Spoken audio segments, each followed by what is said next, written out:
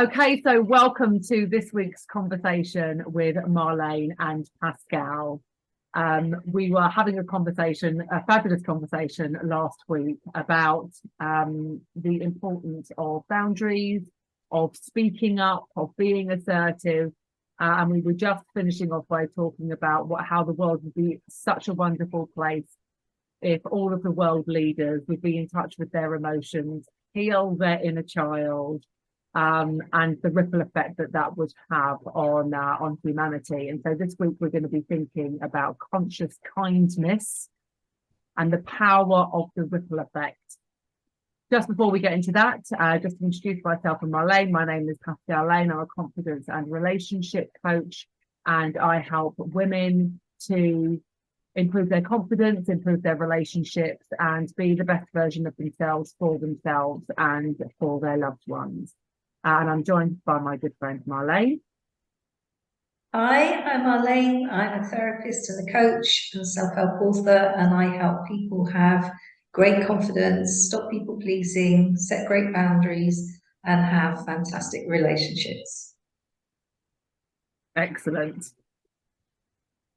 And so, yes, so we were talking last week about about boundaries, about being assertive, about saying what we're feeling. And we were talking about how, when we're holding our emotions in, all of this stuff kind of leaks out. It leaks out passive aggressive. I mean, it affects our relationship with our partner. It can affect our relationship with our children, because you're holding all of this negative energy.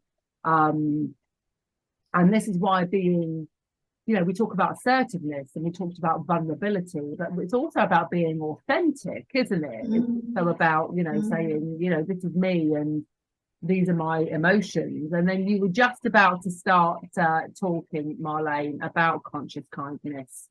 So go on. I think something I talk about in How Kind People Get Tough is what I call conscious kindness versus misguided kindness. And, it's about the people-pleasing thing.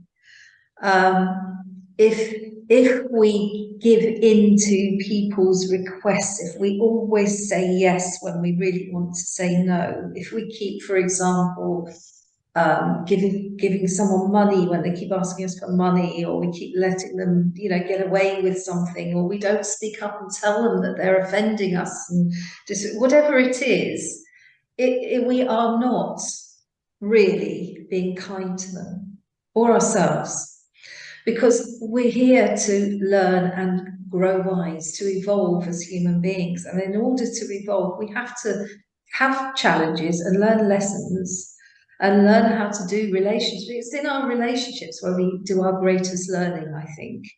And we have challenges in our relationships, which are like little lessons for us to learn and become wiser beings to deal with that.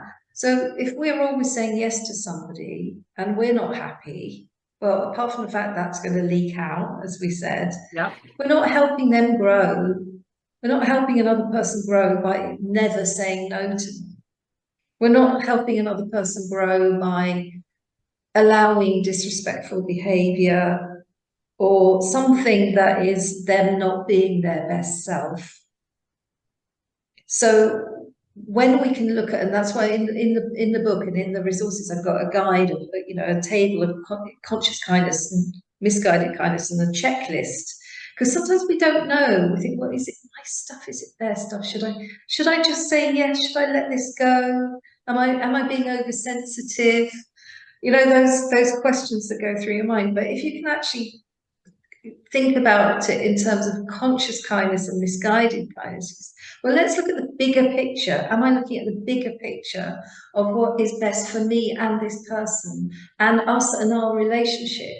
Is it helpful for our relationship for this person to, for example, this person's always late. Every single time we meet, they're late, and it really bugs me. Is it helpful for our relationship for me to always sit with that and never say anything to them?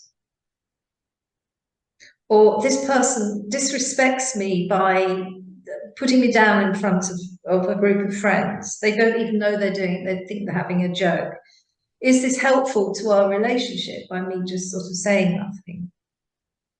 And it's about looking at that bigger picture and looking for a win-win outcome, because when you're people pleasing, it's not a win-win outcome. It's a win-lose outcome, because you're losing, they're winning, and in another way, you're winning, they're losing, because you are just smoothing things over and making things okay for yourself, and that's the win. And they're losing because they're not changing or growing or learning or being given an opportunity to really understand the relationship and what's going on and have a better relationship with us. Yeah, I mean, completely. But I think it's also about two things just go through my head when you say. I mean, obviously I agree with everything that you're saying, but I think it's also about how safe we feel with that person. Yeah. But it's also about how much we value that relationship.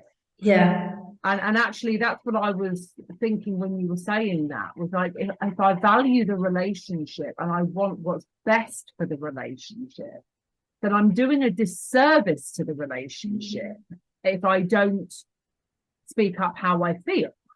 So misguided sort of kindness, because Yeah. it's not really kindness at all, really, in the long run, is it? No, because then we're back to what we were talking about before, which is, you're holding on to emotions, you're not being honest with them. If you're not being honest with them, then they can't possibly respond, because you're not giving them the opportunity to respond. You're not giving them the opportunity to correct. And so, we're all guilty of this in one way or another. Like, none of us are immune. Certainly none of us are perfect, far from it. But none of us are immune to getting things wrong. But if we're not given the opportunity to correct it, then we're limited to what we can do. Exactly. Yeah. But actually, go on, Pascale. But it's also about feeling safe. Like, do I feel safe enough to tell you that I feel upset with what you're saying or doing, or so it's complicated. It is complicated, and I always have a disclaimer when I'm working with people on whether it's a blog post or it's a one-to-one or it's a group or whatever. I always have a disclaimer that this is not for you if you think you're in an abusive relationship. If you're in an abusive relationship, you need to get help and support for that. In general terms, it's about it. Now we get to that point of, once we've got the clarity on what we know is right and wrong for us, what works for us, what our boundaries are. Now it's about the time of communication, isn't it? It's time to say, how do we communicate that to the other person? And that's why I say about win-win. How can I be authentic and open and honest with this person about how I'm feeling about something, and also give a win for them, respect them as well? How can I speak to them with kindness and respect and regard around this sensitive topic? And it's about those communication skills. Yeah. And sometimes it's about going into therapy with somebody so that you've got a qualified therapist there to help with that. Yeah. So that people do feel safer. Yeah, because I was just about to say, and it's also about, actually, we're talking about the other person, we're talking about the value of the relationship and the safety, but actually it's about whether or not, ultimately, it's about whether or not you feel okay to be heard. Yeah. And actually, we know with our clients that so often they don't feel okay to be heard, or they do it in a way where it just comes out completely wrong. Like the machine gun approach. Like bottle it up, and then just at the other person. But ultimately, again, if I think about my mostly speaking, my clients will have had a difficult childhood. They will have small T trauma. You know, yes, parental relationship difficulty, you know, in like an acrimonious relationship between mum and dad or mum and partner. But a lot of kind of like critical, they have experienced very critical parenting, having to be good enough, feeling invisible, only feeling loved conditionally, like that kind of stuff. And so therefore, feeling like they have a voice and that they matter enough to be heard is actually a really big deal. A really big deal. And I think I would, like, I don't want to think about it too much, but I would say that's at least 3/4 of my client base. I would say the same. Yeah. And that can be, you know, that's something that can be worked on in therapy individually. It can be worked on as a couple. And actually, even in terms of people who may not be ready to go into therapy, they can work on setting those boundaries in other ways. I have so many hundreds of hints and tips, and I'm sure you do too in your writing in various ways. But I would say start with the easiest boundary with the easiest person and tell them that you're doing it. Yeah. So, hey, Auntie Mary, who you get on very well with, I'm going to start practicing saying no. So you'll find me keep saying no to you, you know, and smile and have a little, you know, a little lightheartedness about that with Auntie Mary. And Auntie Mary then turns around, that's a good idea. I don't say no enough. I think I'll have a go at that as well, you know. And it's about that, just priming your subconscious to get used to the idea that you can just play with it. You don't have to go into your big, heavy relationship and suddenly become this super duper assertive person who says no overnight or speaks up about something. Just practice that way of being in other easy ways, in easy relationships. I can say to people things like, if you always take the lift, take the stairs. It's a boundary. It's telling your subconscious that you're going to start having boundaries. Yeah. Yeah. And that is part of, I mean, that is one aspect of the ripple effect. You know, once you feel comfortable saying no to Auntie, did you say Mary? Auntie Mary? I plucked Auntie Mary out. Auntie Sue, Uncle Bob, like whoever. Yeah.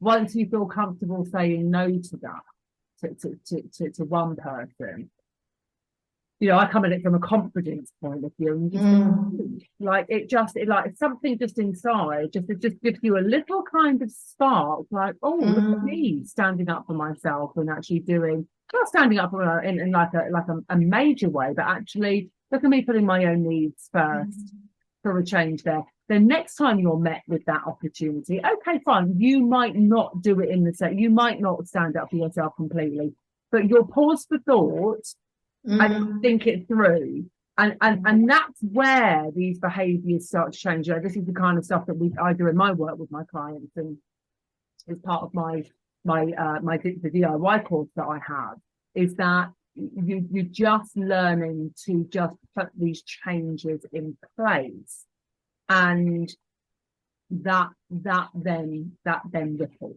like the effect and the benefit of that then has another. And actually, I'm thinking back to my really early part of my career, which right at the very beginning of my social work career was actually running parenting classes for parents with under 8s with kind of like challenging behaviour difficulties. And so much of that 12-week programme was around teaching parents, helping parents to say no and to put effective boundaries in place, not because they were terrified of their children, but because, you know, most of the time, or a lot of the time, I'll go with a lot of the time, because there's obviously different reasons why people do things, but a lot of the time, the reason why we just give in is actually just for an easier life. Yes. You know, like, I know that, like, if I've got a kid that is going on and on and on and on and on and on, it's just easier to just Pay for it, be quiet. Go away. That I know that one, and that's where the conscious kindness comes in as well. It's like, actually, am I saying yes because I want an easier life and I want to smooth things over here, or if I say no, am I actually really being kind to this person or this child or this partner or this friend or whoever? Am I actually being kinder by not smoothing things over? Yeah. And yeah, but I know with kids sometimes it's like, but mummy, but mummy, but mummy. Yeah, I know. So Yeah. Oh, hang on a sec. Right, that's fine. Yes, sorry. Yeah, no, absolutely. Absolutely. It's you know, I just think about, you know, when it's about empowerment as well. And actually, once we start with that, being able to say no, again, therein, like we don't have to be doing big things. We don't have to be doing massive changes. We just have to be able to start. Yeah. And actually starting is the message that we're telling ourselves. It's twofold, isn't it, Marlene? It's the message that we're telling ourselves that we matter and that we are important. Yeah. And then the knock-on effect of that is that if I say to you that these are my boundaries and this is what I'm starting to enforce, then actually you will start responding differently to me. Absolutely, I will. Yeah, absolutely, because we quite often respond to people according to how they treat themselves. Yes. We teach other people how to treat us by the way we treat ourselves, and other people don't stop and think, oh, Pascale is not setting any boundaries, so I don't think I'll bother to respect her. They don't think about that, but they just kind of think, well, Pascale doesn't care. She doesn't mind. I don't need to check with her if this is okay, because she never minds anyway. Yeah. And that all happens subconsciously. We don't even have that thought. It's just a kind of a quick process. So then Pascale ends up feeling disregarded and disrespected, and the person never meant to do that. Could be the loveliest person in the world, but they were just going along subconsciously responding to Pascale because that's the message that they were being given. And that's why we have to, and I'm sure you teach your clients the same thing, we have to be aware of how we treat ourselves and how we demonstrate that to other people, so that they will subconsciously follow that. And as I say, most of the time they don't even realize what they're doing or not doing. And that's why, I mean, I know the power of couples work, of course, and I totally respect it, and I completely value it. But so often, one person changing how they show up in the relationship can make an enormous change. Yeah. And so when I work with my clients and I help them to embody the woman that they want to be, in all of her glory, that has its own, that will change the dynamic. Okay, fine. There are that it's not a blanket rule. Like, I do appreciate some couples, you do need to do the work together, but actually how we show up for ourselves will impact all of our relationships. Yeah, it just gives that message. It gives out that energy field. It gives out that message. It makes the person feel stronger in themselves. So absolutely, yeah. And that's the ripple effect. The ripple effect is that, and the ripple effect is also that as we become stronger and more assertive, so the people around us start to do the same. And so many times, I'm sure you've had this experience where a client will come into me and they'll say, oh, last week when you encouraged me to do this boundary or whatever, communication tip or whatever it was, I went and did that with my sister, and then she did it with her husband, and then he's done it at work, and and so it spreads. Yeah. And that's the power of the ripple effect as well. And this is why I always say, work on yourself to change the world. Yeah. That's all we have to do, is just work on ourselves to change the world. We Yeah. don't have to go out and be, if we're not people who want to stand on a soapbox and you know, to talk to people, we don't need to do that. We just need to work on ourselves. Yeah. And yeah, I mean, 100%. And just to kind of add a layer to that, which is why, as a parent to young children, that is so important to me. Yeah. And my clients who also mostly, not all of them, but mostly have children as well. The best lesson you can ever teach your children is by example. Yeah, absolutely. You know? Yeah. If I want my children to grow up to be, they're both girls, but if I want them to grow up to be confident, strong, independent, thoughtful, compassionate women, then lo and behold, the best way for me to teach them is to be that myself, and and not without fault, not without fault, but with accountability when the fault does inevitably appear. That's it, isn't it? It is. That's the best we can do. That is the absolute best we can do as parents and for ourselves, for all our relationships, actually. Yeah. That feels like a good place to stop, to be honest. Yeah, it does. Yeah. All right, Marléne. We have so many conversations we can dip into. Honestly, I think we'll be doing this for the next for the next 20 years. 20 years? Oh, I was thinking 20 lifetimes, Pascale. Oh, definitely. Fab. All right, my love. Thank you. All right. Thank you, Pascale. Thank you always. I'll catch up with you soon. Take care.